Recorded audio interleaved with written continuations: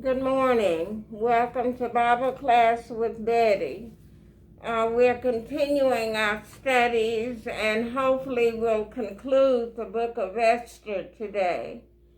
Thank you all for listening, and we're going to focus on the subject that the Jews defend themselves. And we'll begin at Esther chapter 9, verse 1. Now in the 12th month, that is the month Adar, on the 13th day of the same, when the king's commandment and his decree drew near to be put in execution, in the day that the enemies of the Jews hoped to have power over them, and in parentheses, though it was turned to the contrary, that the Jews had rule over them that hated them. So this is a 9 months later, when it's time for Haman's plot to be put in force, and Mordecai has petitioned through Esther the petition or the decree for the Jews to defend themselves. And so verse 2 says, the Jews gathered themselves together in their cities throughout all the provinces of King Ahasuerus to lay hand on such as sought their hurt. And no man could withstand them, for the fear of them fell upon all the people. And so the fear of God, Mordecai's and Esther's God, fell upon the people, and they were able to overcome the enemy. Verse 3, and all the rulers of the provinces and the lieutenants and the deputies and officers of the king helped the Jews, because the fear of Mordecai fell upon them. Verse 4, for Mordecai was great in the king's house, and his fame went out throughout all the provinces. For this man Mordecai waxed greater and greater. So now Mordecai is in a position of status. Verse 5, thus the Jews smote all their enemies with the stroke of the sword, and slaughter and destruction, and did what they would unto those that hated them. In other words, instead of the Jews being destroyed, the enemies of the Jews were destroyed. Verse 6, and in Shushan the palace the Jews slew and destroyed 500 men. Verse 7, 8, and 9 is going to name the 10 sons of Haman. They destroyed 500 men, and Parshandatha, and Dalphon, and Espatha, and Paratha, and Adalia, and Aridatha, and Parmishata, and Arasai, and Ariday, and Bajezatha. The 10 sons of Haman, the son of Hammedatha, the enemy of the Jews, slew they. So they killed not only the 500 men, but included in that were the 10 sons of Haman. But on the spoil they laid not their hand. So in chapter 8, verse 11, King Ahasuerus had told the Jews that they could take all the valuables that would be left by the enemy, but the Jews decided that they would not take the valuables. Verse 11, on that day The number of those that were slain in Shushan the palace was brought before the king. And the king said unto Esther the queen, the Jews have slain and destroyed 500 men in Shushan the palace, and the 10 sons of Haman.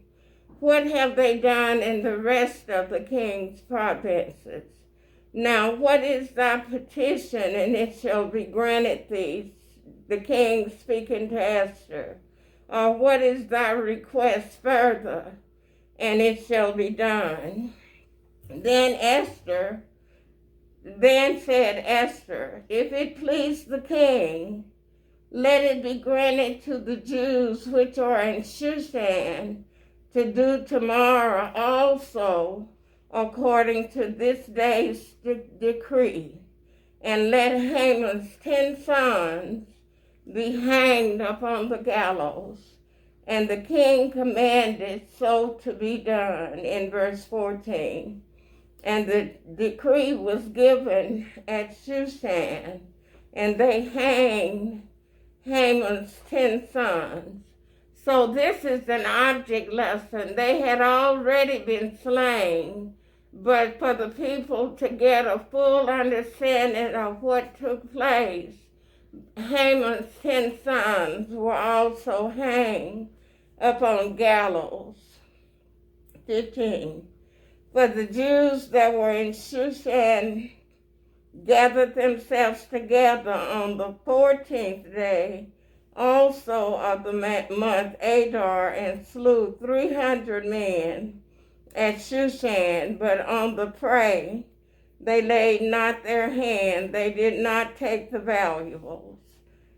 But the other Jews that were in the king's provinces gathered themselves together, this is verse 16, and stood for their lives. They defended themselves and had rest from their enemies, and slew of their foes 75,000, but they did not lay their hands on the prey. So apparently Mordecai had instructed the Jews that even though they could have, he did not want them to take the valuables that was left by the enemies. Verse 17. On the 13th day of the month Adar, and on the 14th day of the same rested they, and made it a day of feasting and gladness. So after they had won victory over the enemy, and they had accomplished their goal of protecting the Jewish people, then they celebrated by making the 13th and the 14th day a day of feasting and gladness. Verse 18. But the Jews that were at Shushan assembled them together on the 13th day thereof, and on the 14th day thereof, and on the 15th day of the same they rested, and made it a day of feasting and gladness. Now what's going to happen is Mordecai and Esther are going to come up with specific days for them to celebrate. Verse 19. Therefore for the Jews of the villages that dwelt in unwalled towns made the 14th day of the month Adar a day of gladness and feasting, and a good day, and of sending portions one to another, by sending food and gifts to each other, much as we celebrate holidays today by one family or all the family cooking together and sharing with each other. Verse 20, and Mordecai wrote these things and sent letters to all the Jews that were in all the provinces of King Ahasuerus, both near and far. Why? To establish this among them, that they should keep the 14th day of the month Adar and the 15th day of the same yearly. I want you all to keep the 14th and the 15 days of the 12th month to be our annual celebration. Verse 22. As the days wherein the Jews rested from their enemies, and the month which was turned unto them from sorrow to joy, and from mourning into a good day, that they should make them days of feasting and joy, and of sending portions one to another, and gifts to the poor. So even the poor people were included in this celebration. And the Jews undertook to do as they had begun. In verse 23, I'm going to read this again. And the Jews undertook to do as they had begun, and as Mordecai had written unto them. Because Haman, verse 24, the son of Hammedatha, the Agagite, the enemy of the Jews, had devised against the Jews to destroy them, and had cast pur, that is, the lot, to consume them and to destroy them. So Haman's plot had been interrupted and become of no avail, because God gave Mordecai the plan to defend the Jews and the Jewish people. Verse 25. But when Esther came before the king, he commanded by letters that his wicked device, which he devised against the Jews, should return upon his own head, and that he and his sons should be hanged on the gallows. Verse 26, wherefore they call these days Purim, after the name of Pur, which would mean lot. Therefore, for all the words of this letter, and of that which had been seen concerning this matter, and which had come unto them, the Jews ordained and took upon them, and upon their seed, and upon such as joined themselves unto them, which would be proselytes, so as it should not fail, that they would keep these 2 days according to their writing, and according to their appointed time every year. So this, again, would be the annual days that they would celebrate the Lord delivering them from the power of the enemy.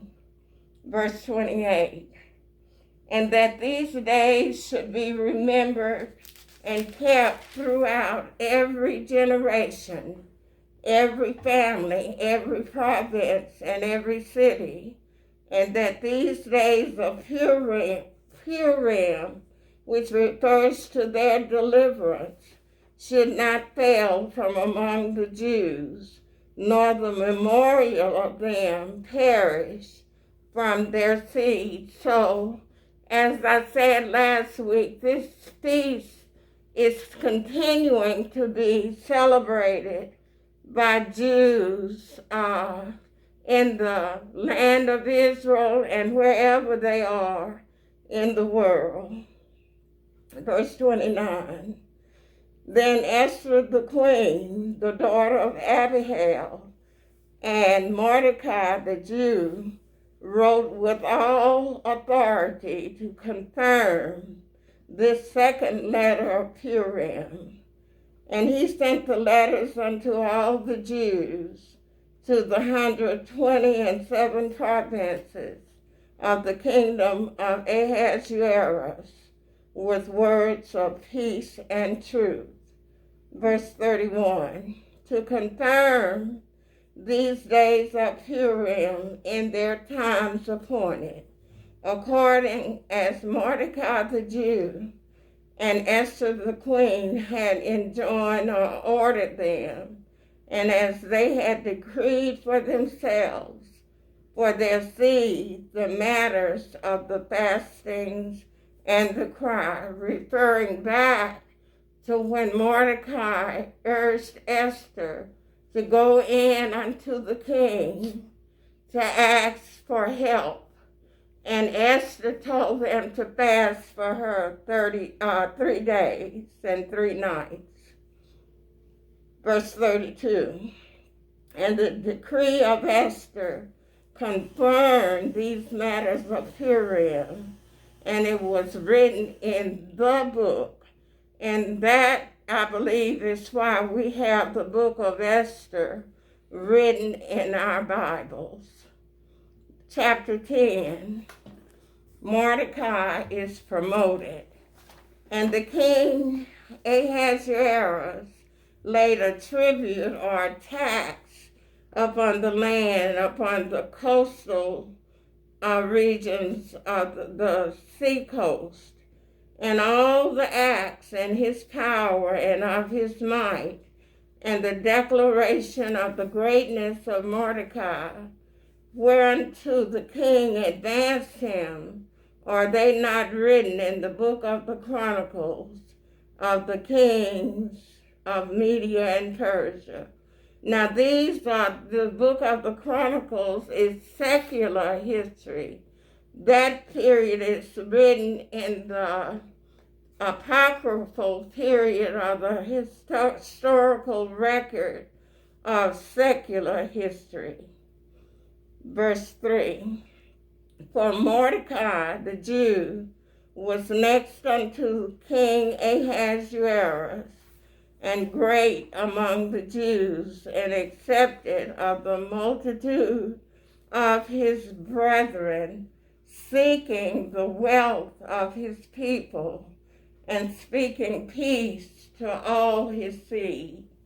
So the experience during this time that the Jews were in Babylon then, in Media Persia, is recorded and it's prophesied, and will go into the prophetic books like Daniel, Amos, and other of the prophets.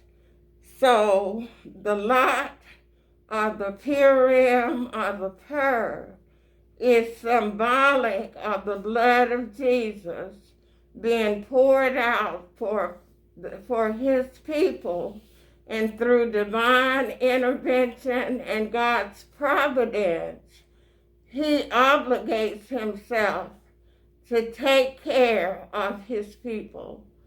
So thank you all for bearing with us through the study of Esther. And I'm not sure where we're going to be next time, but thank you all for your support and encouragement. So have a great day.